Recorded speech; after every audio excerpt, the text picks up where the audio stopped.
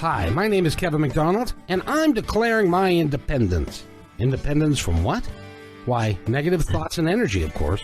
Chief among them, hate, division, and fear.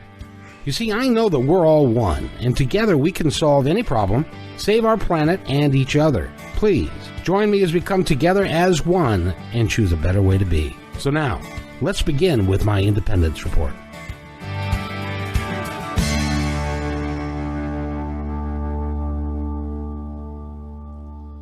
And welcome everybody to my Independence Report.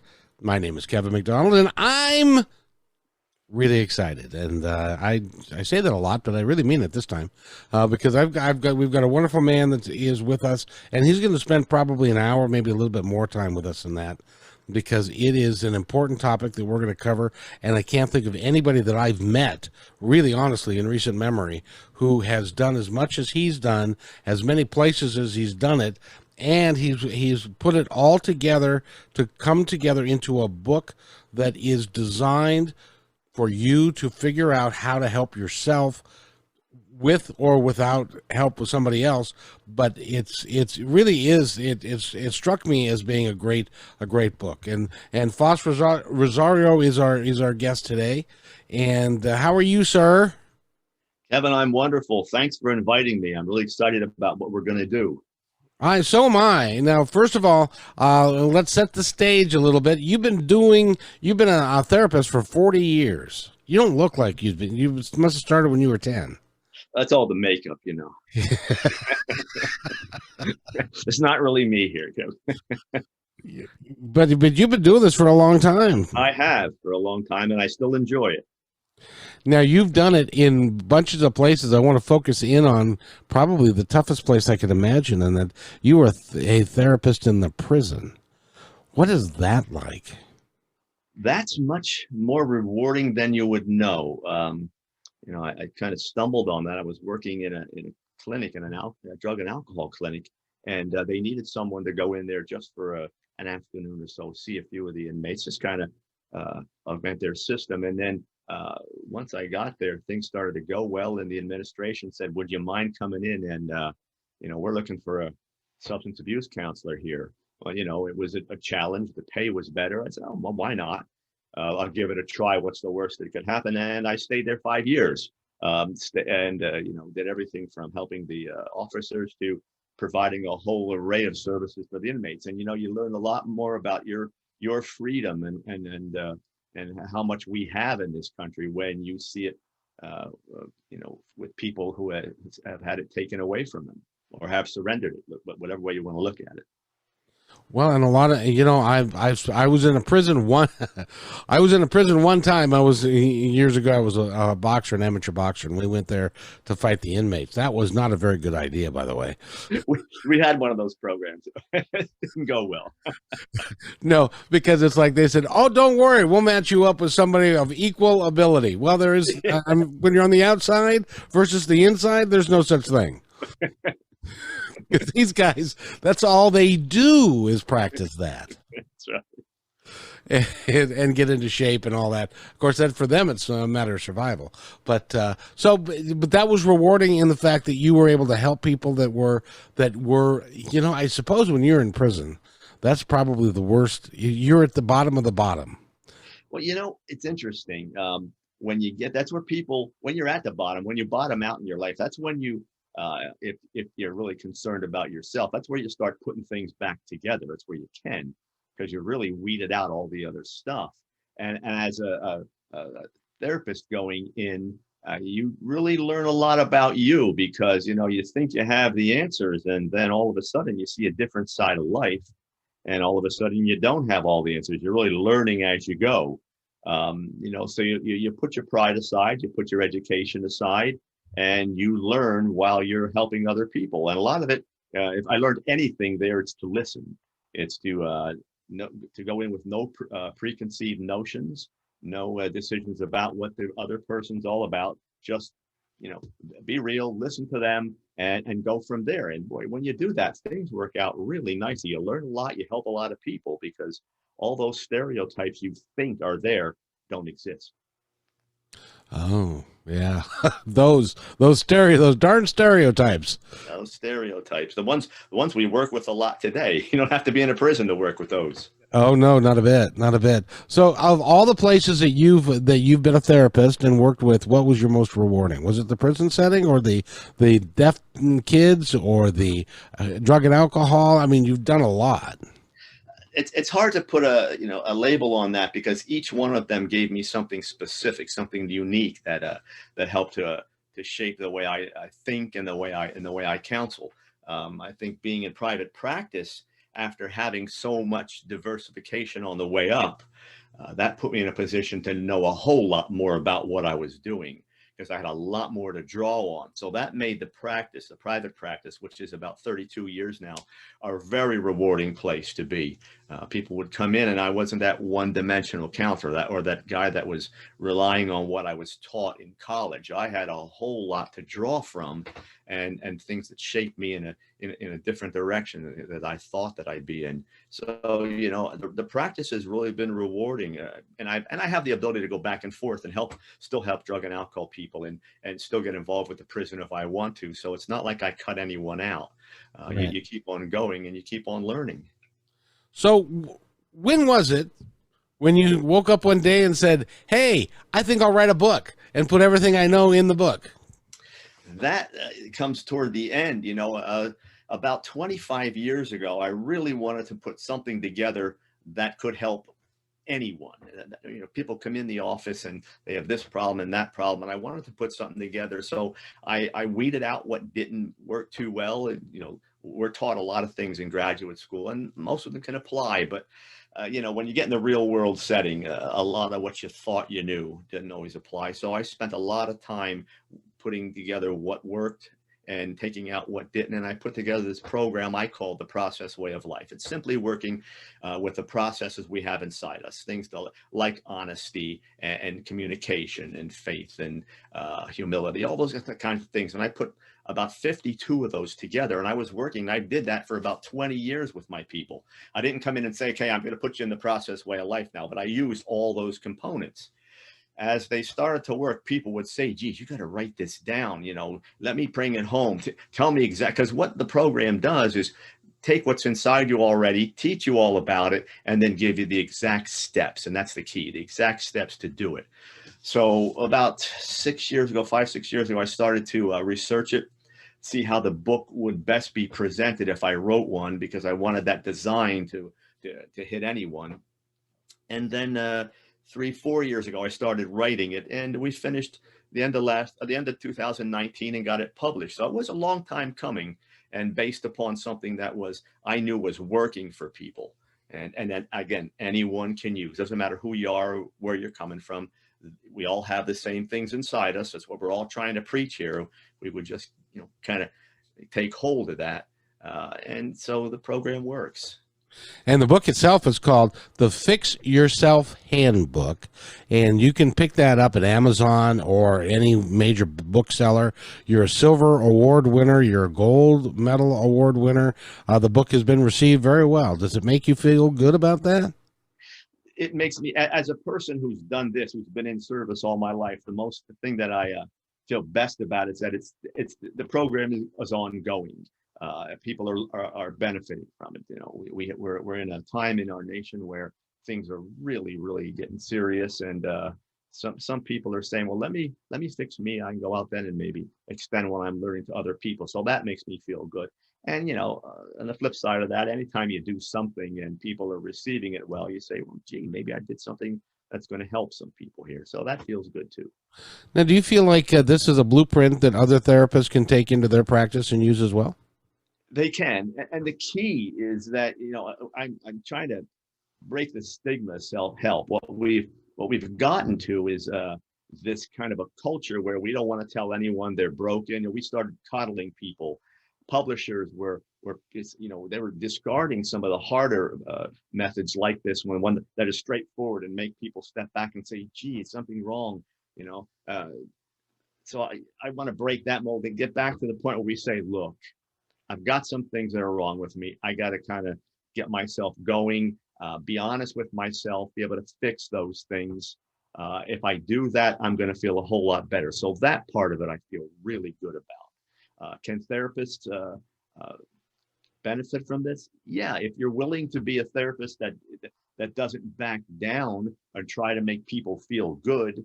If they leave the office and come in and call you and say, I'm really struggling with what we said today, and you're willing to take their call, you really did something good because you made them think. And that's really what this is all about, getting in there, and shoveling off the debris and getting back to the person that you are. And we can't do that by being easy on people. We have to be factual, to be hard on them, but we got to be factual with them.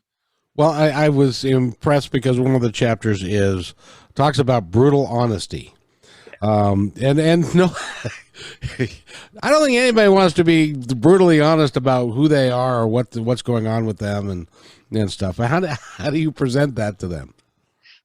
Straightforward. Yeah, I tell people, it's just like we talked about, the prison people kind of bottomed out. We all do that in our own lives. We get to the point where things aren't right and we say, oh, I can't do this anymore. Okay, then the first step is to say, let's look at where you are, which means you've got to be honest. I don't care what you take, what you're fixing. If your computer doesn't work well, you have to take it in. You're not going to lie to the guy and say, well, it's kind of okay, but just one little thing there, or your car or whatever. Why would you do it with yourself? If you're going to fix yourself, you got to go get honest and say, these are the parts that are either broken or at least aren't working well. And I keep on repeating these negative things. They're holding me back.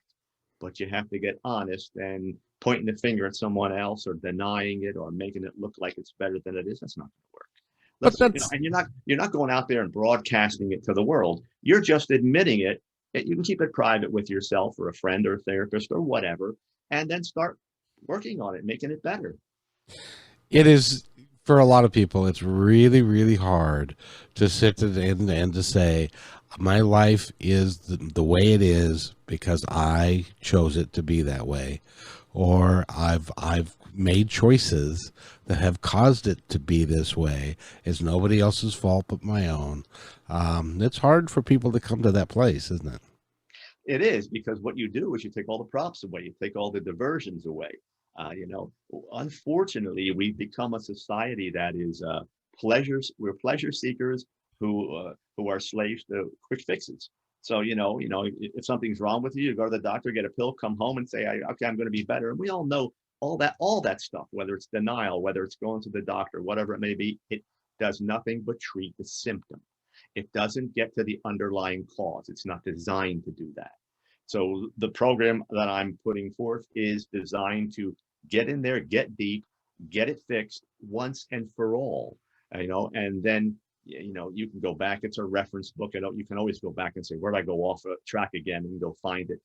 That's the way life is. If we don't get down deep and fix what's there, we are going to continue to have problems. And every quick fix in the book is not going to come up and help us. Well, I really like the way the book is laid out, because what you do is it's like a reference book. So if you've got a particular issue, you can skip to that particular chapter and you can get help with that, and you actually provide solutions at the end. It's not just you're screwed up and you need to get help kind of thing. You actually provide them with work to do, right?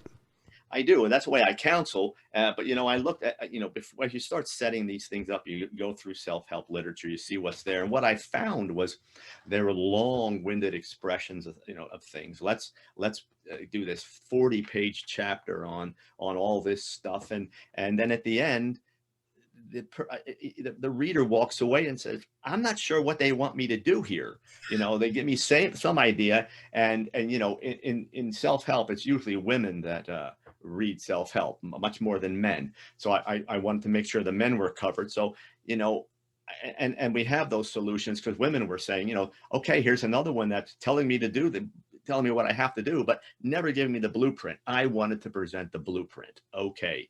So we did 36 chapters that are 4-5 pages long. Here's the topic, which is essentially you're presenting issue. I'm having, honesty may be my problem.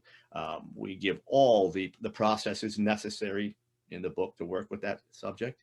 We present enough information so you can see where it can go off track. Then I say, now do these things. And if they go home and try them to the best of their ability, it happens. And I haven't seen anyone fail in the program yet. And I have no one that came back and said, he either read the book or was in the office or heard about the program and started doing it and said, this doesn't work. It has to work because everything's already inside us. This is not some new age thing. I'm not giving the acronyms and here's all the things to remember. It's already there. It's the things we have to do. We already have them. But those tend to be the hard ones because those are the ones we pushed aside. How do you help people get past the story that they've been telling themselves for their entire life? Simple question to start it. How's that been working for you? And that's where they say, well, that's why I'm here. So, it hasn't been working. There's that old adage, if you're a spiritual person, is if you want to make God laugh, just tell him your plans. That's so true. It's the same thing. So when they come in, they say, well, I do it this way, or the typical thing is, well, that person made me angry. And I say, that's impossible. That person can't make you angry. You allowed them to make you angry. Let's go inside and make you stronger. That doesn't mean there's anything wrong with you. You did what our culture told you to do. Go out, take everything from outside of you to either fix you or make you feel better. And we saw that in the pandemic. We got locked down. Well, now there was no outside place to go, and people were just emotionally just being challenged to the point they didn't know what to do. Everything's inside. That's where you go, and it's very simple. I'm just going to help you identify what it is, and then you work with it. Even if you do 30-40% of what I'm telling you, you're going to feel so much better. How do you get people to understand that everything is inside, but when they have been taught their whole life that everything is an external issue, that somebody's doing this to me or somebody's doing that to me or they were mean or that. How do you get somebody to understand that none of that has any relevance, that it all has to do with you? I tell them what I did, and I'm very clear. I mean, you get to a point where you're, as people like to say, you have an expert teacher, an expert in some area, but you don't just get there. It's not like, I'm this one human in the world that didn't have all these issues. Obviously they were there, so I can tell them how I used them. So now I used to do it like you did it. I used to say, well, that person made me mad, or that person's responsible for this, or no, I'm not really like that. But then again, the unhappiness was there. The productivity wasn't where it should have been. I really didn't feel emotionally okay. I was so conflicted, but I started doing these things. Took a while, but then I started to realize, no, I'm not doing those negative things. So what I was doing is just conjuring up a whole lot of negative energy inside myself. And then I was saying, I was unleashing that on the world. I wasn't ever me. No one would ever know I was doing it, but I felt it. I knew what was there. I tell them what I did. And then they say, gee, that's what I'm doing. I said, good. Well, if I could fix it, then you can too. It's at that process of identification. You're in the room. It's sort of like when alcoholics go to 12-step programs. Well, the other guy's an alcoholic, so he understands me. Geez, my therapist or the guy that wrote the book already did this stuff. Right. And it worked for him. That's one of the reasons why he wrote it. Exactly. Well, you've been doing it for 40 years. By the way, we're talking with Faust Ruggieto. Thank you very much. And he's again written the book. Go ahead. The Fix Yourself Handbook. And it's been getting great reviews. And people really are being, it's resonating with a lot of people, especially now in the time of COVID, in the time of political unrest and all that. Everybody's looking for something to help them, because it's pretty glum out there, or pretty nasty out there. How would you describe where we're at and what we need to do to move forward in a positive way so that we can get out of this crap? The first thing we always do is we diagnose where we are. We are living in a culture that is steeped in anger and fear and is using coping devices to deal with it. And those typically are to go at the other person. That's not going to work. I don't care whether it's in the political realm. I don't care if it's in your family or your friends.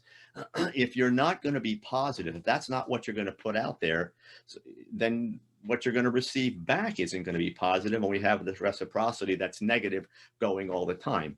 If we're willing to be okay inside, we do what we have to do so that we feel okay with ourselves, we're much more tolerant of other people, where those biases and those stereotypes go, they just fall by the wayside.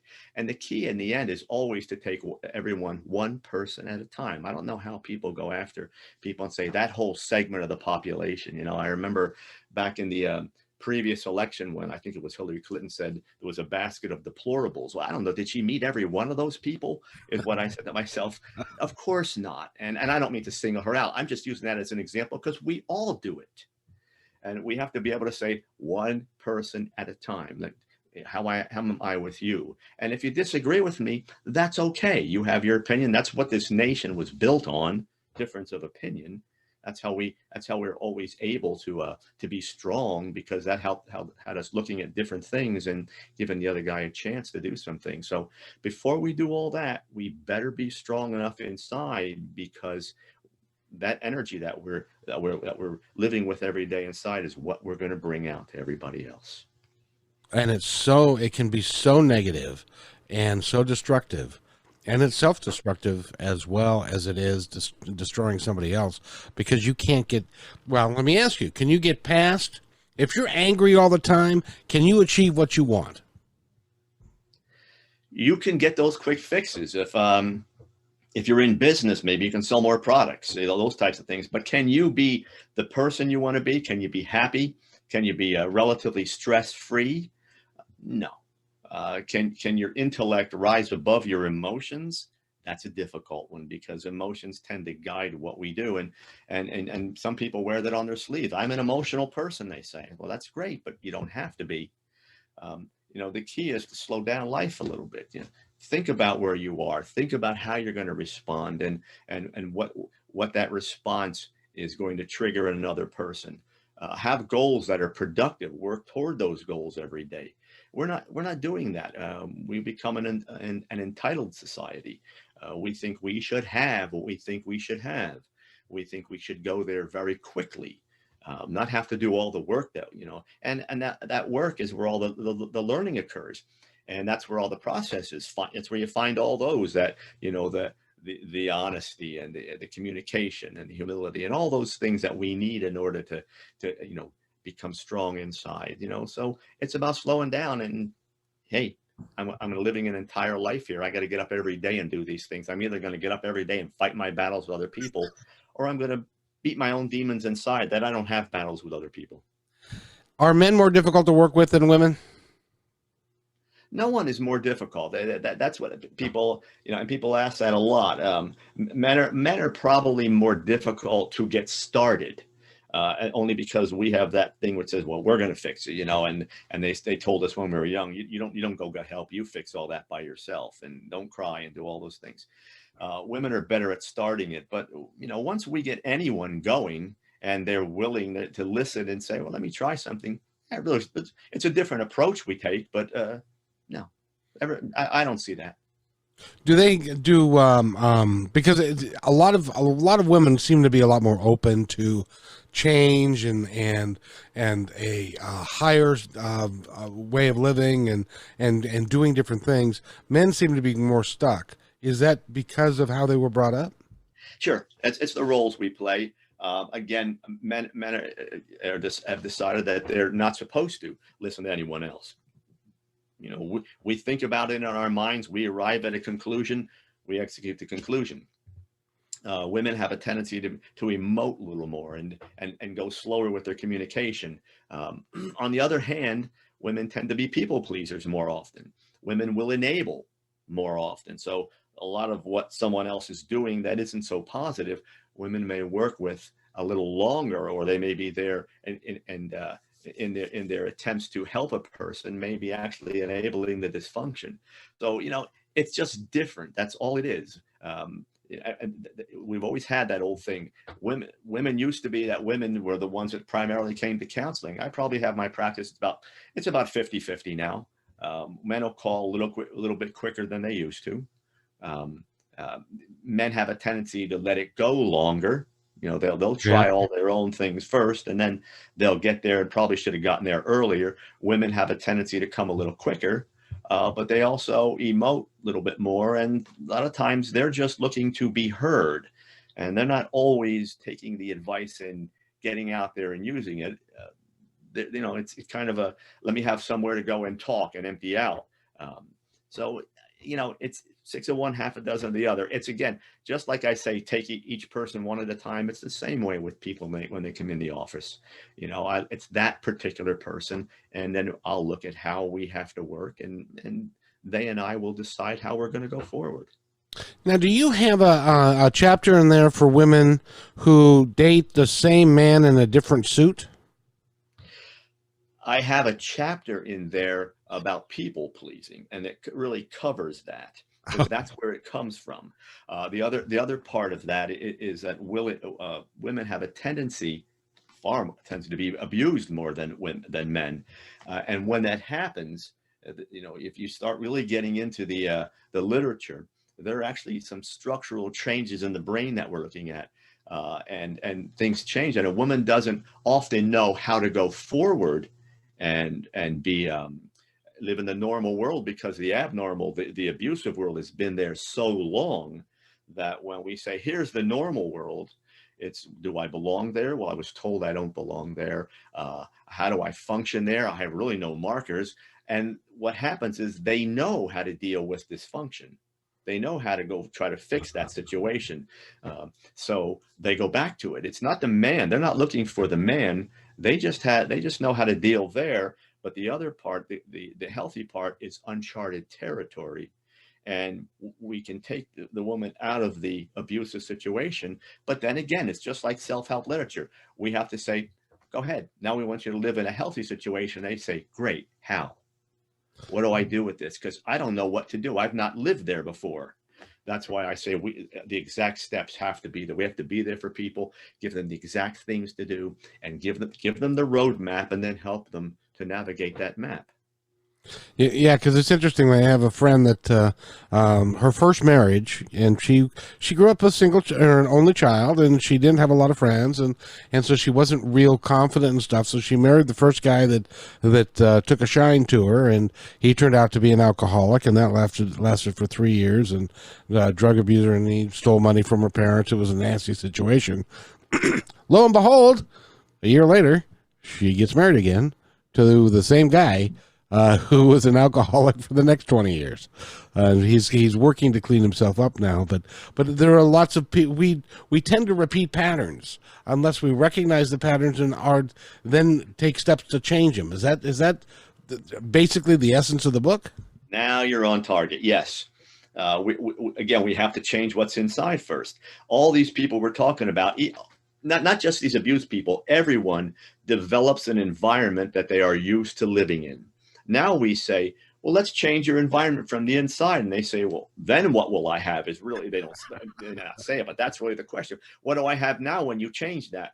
Well, again, once we make all those changes inside, you have the options of going to create any environment you want, but you won't have that. You won't understand it. You won't have the courage to go after the change. You won't have the knowledge of yourself to say, when this happens, I can go back and do this, this, and this. So we want to put all that in first, because if we have that in there, then when we go to the external world, we're in a whole different place now. And, when we can turn that into what we're dealing with in our world right now, again, we have the effects from the virus, from the political unrest, from the racial things that are happening. We can keep on going. You're going to go and react to those and put yourself into that with what tools, with what positive tools are you going to go do that? Get the tools so when you go there, not only are you a little safer and a little more capable of doing some things, what you're presenting can be used by other people, and that can be positive. That's all I'm saying. It's creating your world that you will learn to love, and then unleash on the rest of the world. And it's just a nice way to do things. And that is exactly the program that My Independence Report is to present people like you who have a positive view of the world and would like to really make positive change, and unlike me, because I'm just a talk show host or something along those lines, I don't have the ability to do what you can do with to provide the book and the Fix It Yourself Handbook. All I can do is say things like, "Your life is empty and meaningless," which, by the way, gets people really kind of going when I say your life is empty and meaningless, and they say, "Well, what do you mean? I'm worth something. You're worth anything you choose to be, but your life is empty until you fill it up with whatever you want, and it's meaningless until you assign meaning to it." And And you get that's go where ahead. I started from there. And then I said, okay, everyone's saying that too. You've got to do these, get this way, get to this point. Somebody had to put down a roadmap. Someone had to say, here, not just here's just, fix yourself in 10 easy steps, or here's the 3 or 4 things, or the one topic my book covers, because life is not like that. Not life is not one dimensional. Life is full of all different kinds of things. And if you don't deal with all of them, or at least most of them, you're going to have problems. So there's in the book I wrote is 36 different problems and steps to deal with every single one of those. If you can do that in your life, whether it's my program or anyone else's that tells you here are the exact steps, and that's a caution to people. No matter what program you're using, if they don't give you the exact steps and say this is how you do it, you might want to move in a different direction, because you're going to get a whole lot of go in this direction, but I'm not telling you what to do once you get there. You got to know what you want to do. Someone's got to say, do these things. That's When what we do somebody in comes, counseling. oh, go ahead. That's what we do in counseling. That's what we, and again, if your counselor's not doing that, you better run, you know, that's what you're paying the person for. If you're buying the book, that's what you're paying your money for. It should tell you, do these things, and always be there for you to refer back to. That's what a good self-help book does. Should no, well, would it be would it serve someone pretty well if they went and, as an example, when they come and talk to you and are in therapy, would it serve them well to involve their significant other and the rest of their family? Because change doesn't happen in a vacuum. It involves other folks.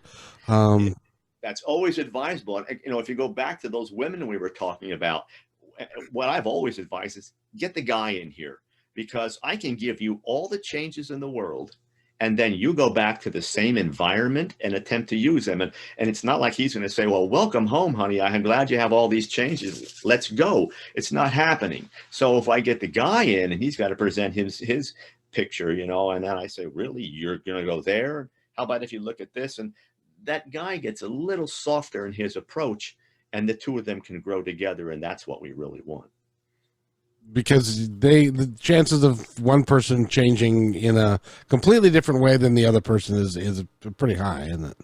It's a difficult situation to do, but if we get them together, and that's why if we get a lot of people in the world, and you and I are trying to do a little bit of that today. If we get everybody to say, gee, let me just look at this, let me stop doing these things, and let me be out there, and let me be a person, maybe an ambassador for some positive energy here. Boy, the environment changes a bit, and it's a little easier to function there. Tell me what your experience has been when somebody does make that change, when they're able to make that turn from being a reactionary negative person to being a positive person that's looking at things on a day-to-day basis.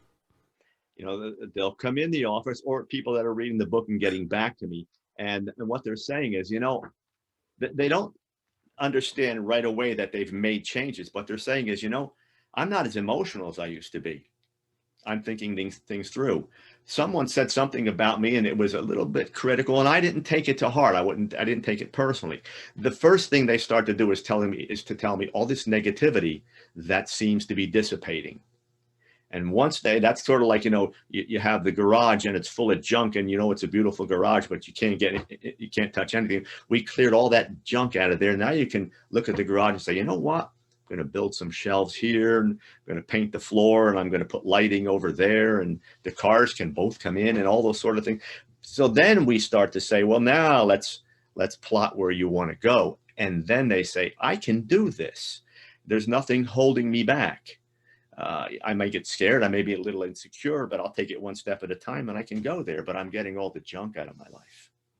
because you've given them what they've given themselves the right and the belief that it can be done. They have decided they are worthy enough of that type of change.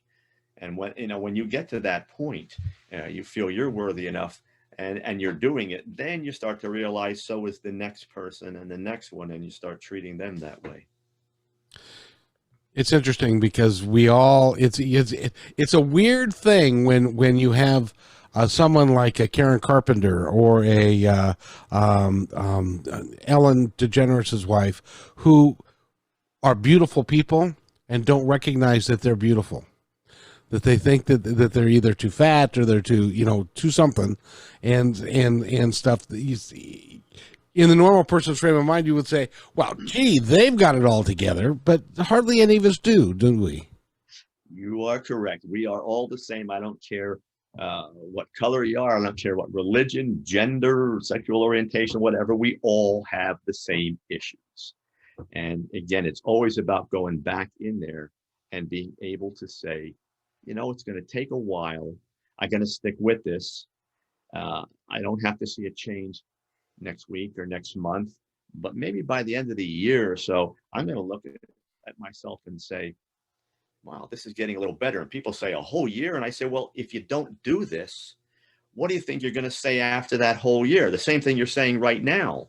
So be willing. Your life goes on day to day, hour to hour, second to second. Live it that way and try to put your positive energy in every day. If you think about it, that's how you got to the point that you didn't feel good, because you weren't putting negative energy in every day. So if there's any proof to say that your brain can learn, that's it. You've been doing it the wrong way all this time. And learning is nothing more, I keep telling people, than repetition over time. If you keep on repeating positive behaviors, keep on going in and getting the junk out and replacing it with good stuff, soon, and not even sooner or later, it is guaranteed you will get better. I can't control traumas in your life or horrors that befall you, but in the meantime, even those you'll be better at dealing with if you're just willing to take the time and be nice to yourself. And I don't know, but it seems to me like even that there is actually even a little bit of a spiritual component to what you do. It's all of it. It's just talk about that. The key is a concept I call internal balance. And again, nothing, highfalutin here. All I'm talking about is human beings by nature. We are physical. We have a body. We have a mind. We have emotions. We have a spiritual connection, whether you have God in your mind or spiritual connections to what's deep inside you, whatever you want to define it as. The closer to a balanced kind of state that all those four are operating in, the better you feel. And what I tell people is go to the day that you really, really felt great. I had a good day today. You're going to say, intellectually, I wasn't real conflicted. My emotions weren't all over the place. Physically, I felt good. And I kind of didn't lose any connection to myself. Well, there's your balance. So instead of just stumbling onto that, why not get to the point where you can actually have enough control over yourself to bring that into your life? If that balance is there and you're not all over the place, that's how you live. That's how you feel. It's what you share with those people close to you. It's what you bring to the external world. It's, again, not rocket science here. It's basic human facts. This is the way we are. This is the way we're made. I'm just getting people back to being the good old version of themselves and nothing more. But it can change everything. It will change your entire world. And again, that's the person you unleash on the rest of the world. And the thing is, for most of us who have come through this, we know what it used to be like. We know the program works. It changed our life. We bring that to everyone else and say, look, I know you because I used to be you. And you're saying just what you said. Well, that person has everything. No, that person worked a whole lot harder and longer to get to a different place that has some living components that you too can have, because they didn't just It's nothing that, the spaceship came down from another planet and the magic wand was there and boom, we got it. We worked real hard and now we have a different set of skills. That's all it is. And it's not a secret. I want you all to have them too. Have you ever found anybody that's hopeless? No. The closest to hopeless are the people that have decided that they're not going to do anything to make a change and they're going to stay angry. They're there. But people born without hope? No.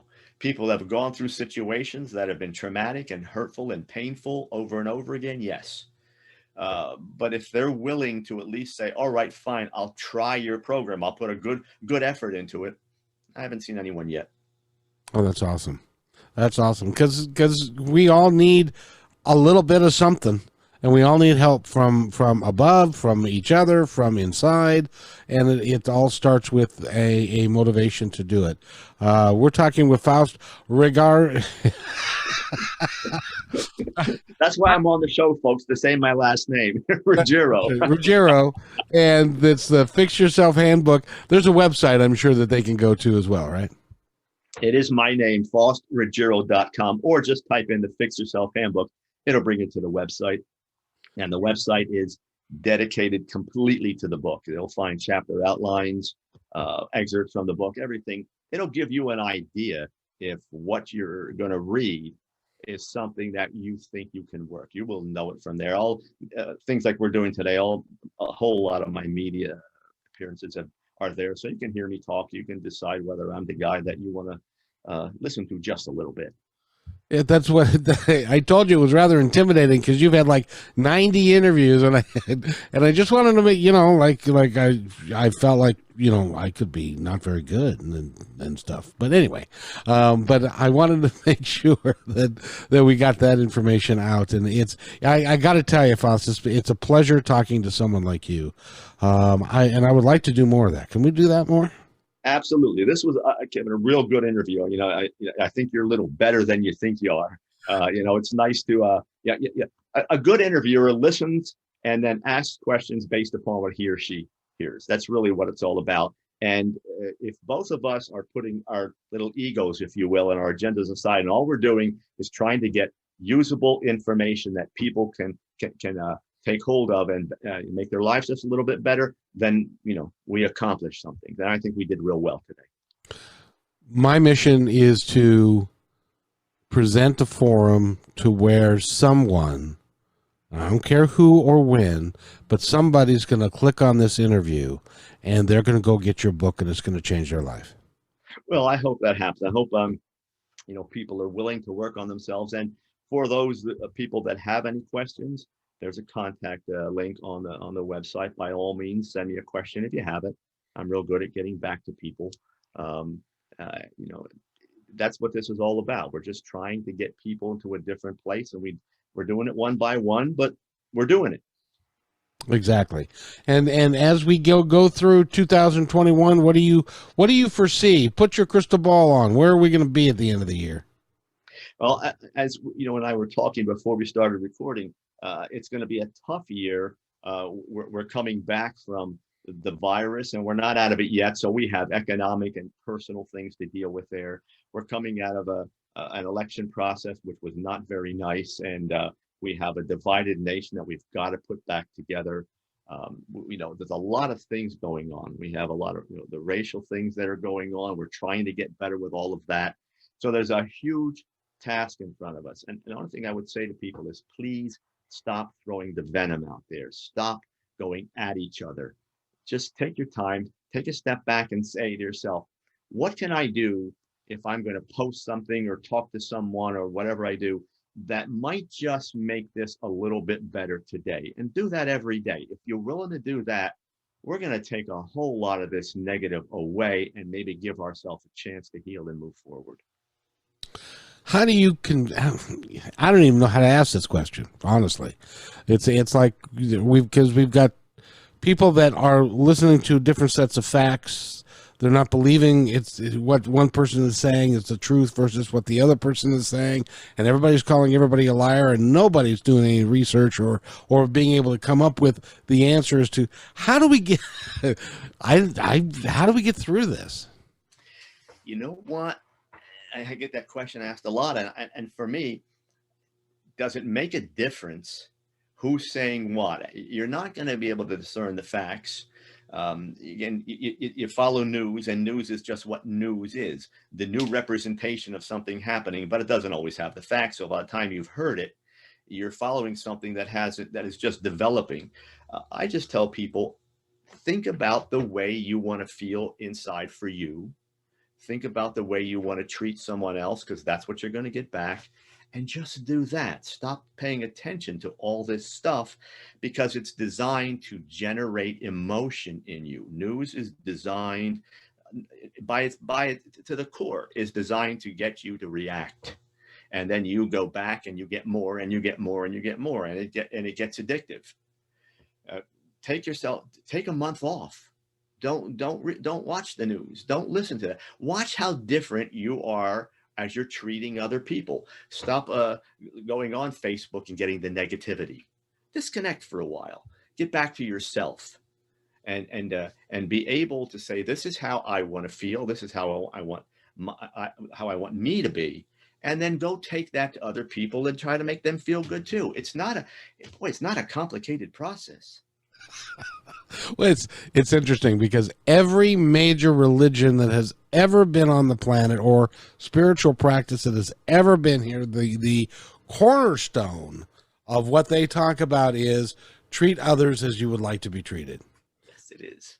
If we did that as a culture, as a world, if we recognize that we are all one, that we are the same, whether we're black or white or it doesn't matter, that we're all the same species, that we all are on this little rock, and it's important that we take care of each other on this little rock, because this little rock is all we got.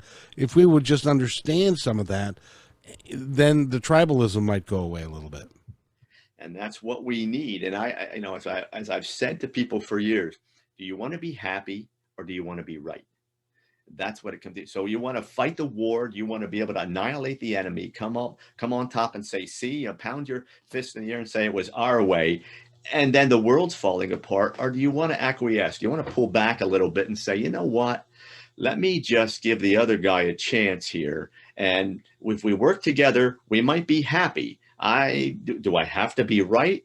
Or do I want to feel good? I'm always a fan of the second. I want to feel good.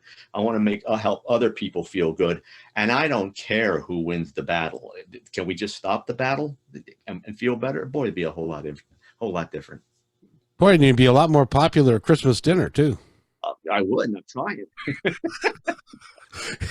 And Thanksgiving, if you were not the Uncle Bob that was always the one talking politics and talking down and was talking about how good people are and how, and stuff, and had positive stories, people might invite you places more.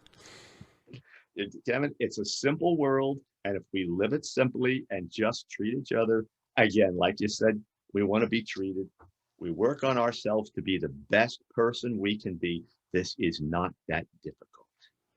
I have really enjoyed talking to you today, Faust, and I would like to do this more because it's so needed. And I love your message, and I love the book.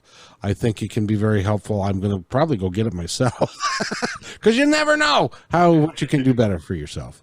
So the name of the book is The Fix Yourself Handbook. It is Faust has done a wonderful job with it, and go get it. And by the way, we're coming to our time that we need to close because you're a busy guy and you got lots to do. But can you give our audience a message that you'd like them to leave with today? Sure. Kevin, everything we have, everything we want, everything that about us is already inside. Keep that in mind when you think you can't do something.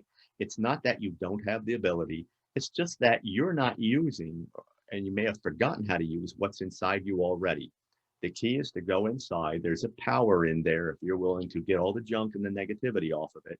And you will find parts of you, even through that brutal honesty phase, you will find parts of you that you will absolutely love. Go be that person. Live that kind of life. Take it to the rest of the world. If we all do a little bit of that, things get better real quick. I appreciate you, sir, and I appreciate that. And the website again is FaustRuggieto.com, or type in the Fix Yourself Handbook. You'll get there. We've been talking with Faust Ruggieto. He is an amazing man, and please get the book. Get it for Uncle Bob at Thanksgiving, if nothing else, because so he might need it worse than you. But you know, we all could use a little help from time to time. Don't you think? All the time, and you know, we can use the help, and look for other people to help. Don't wait for it to find you. Go look for them. Sometimes getting out of your own head and helping someone else teaches you that you have a little more than you thought, and then you watch them feel good, and then you feel good about you too.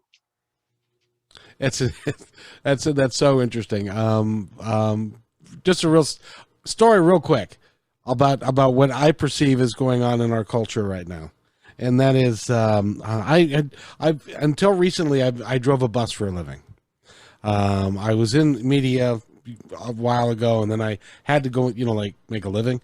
And so I drove a city bus in Seattle for Metro, and pulled up to a stop one time. There's a man sitting there. He is disheveled. He's dirty and stuff, and he looks like he's had a cocktail or two, and he's at the bus stop, and he's sitting there, and behind him is a ditch. And the ditch is like 4 feet deep, and it had a foot of water in it. And so he gets up to try and get on the bus, and he falls over backwards into the ditch. I have 30 people on my bus. Nobody moves. I stop. Nobody moves. I open the door. I had opened the door, left it open.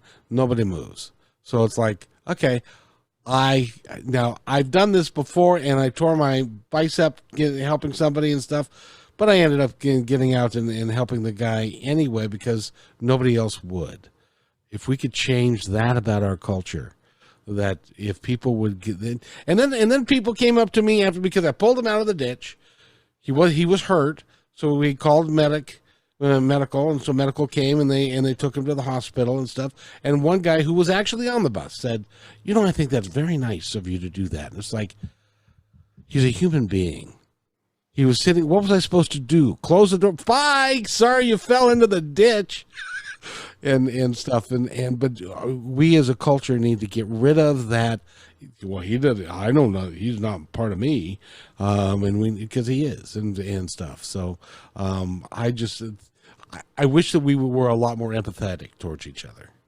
Once we treat ourselves nice, and we feel good about who we are, we readily go out and do those kinds of things. And there's no, you did a wonderful thing, and I try to do those things myself, but there's no pat on the back. That's what we should be doing. As simple as that. That's what we used to do. And somewhere along the line, we decided that humanity is not as important as it used to be, and the other guy doesn't get the break. And we can't keep going that way. We're going to destroy ourselves if we do. But again, if we're willing to work on ourselves, be good, be the people we want to be, we'll take that outside of ourselves, and this world changes fast. Faust Ruggieto has been our guest, and go get the Fix Yourself Handbook. And it's a reference guide, so you don't have to read it all at once, but you can pick out what the thing that you want to fix first and do it one step at a time. I appreciate you, sir, for being here. It's been just awful good. So thank you very much. And by the way, everybody, you take care of yourselves. Be kind to one another. We'll see you next time. Hey, and thanks for listening to this episode all the way to the end. Hey, pretty cool. Hey, don't forget to follow us so you can receive regular updates and new posts. And remember, take care of each other, because each other's all we've got. See you next time on My Independence Report.